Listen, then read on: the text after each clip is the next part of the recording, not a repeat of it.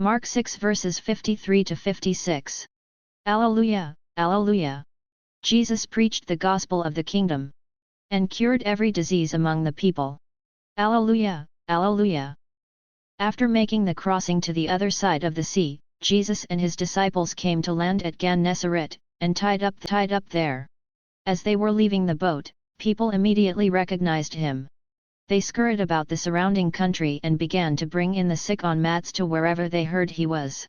Whatever villages or towns or countryside he entered, they laid the sick in the marketplaces and begged him that they might touch only the tassel on his cloak, and as many as touched it were healed. As you saw from the map, Gennesaret is on the western shore of the Sea of Galilee, just south of Capernaum. It is known for its fertile soil and walnuts, figs, and olives. In today's reading, Mark tells how far off course the disciples had been blown the night before. They set sail for Bethsaida, northeast of where they found themselves now. The night before, Jesus saved them from a terrifying sea, and then the disciples saw a ghost walking on the water. What else could go wrong? The ghost was Jesus. But at once he spoke with them, "Take courage, it is I, do not be afraid." He got into the boat with them and the wind died down. They were completely astounded. This reading shows us that Jesus had become well known because the people immediately recognized him, and thus they went in search of their sick friends and relatives. Jesus was also well known for his compassion toward the sick and lame.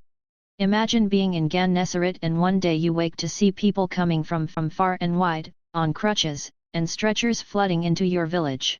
Jesus was well known for his preaching, teaching, healing the sick, casting out demons, raising the dead, and feeding the multitudes, and now he was in your village. Many who only touched his cloak were healed. People had discovered for themselves that Jesus was not in his ministry for the fame or money. Many people had come from a long distance. Some were carried by friends and relatives to Jesus, where their faith was richly rewarded with a cure of their ailments. Being made well carries two meanings. One is freedom from the disease that has controlled a person's life, and the other is the wholeness, the mental health, that comes to the person who reaches out to Christ. The Imitation of Christ is a paperback book, written between 1418 to 1427 in Latin, and has subsequently been translated into many languages.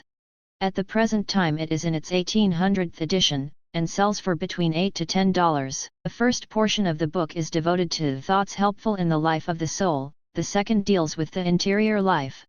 The third, internal consolation, and the fourth, an invitation to Holy Communion.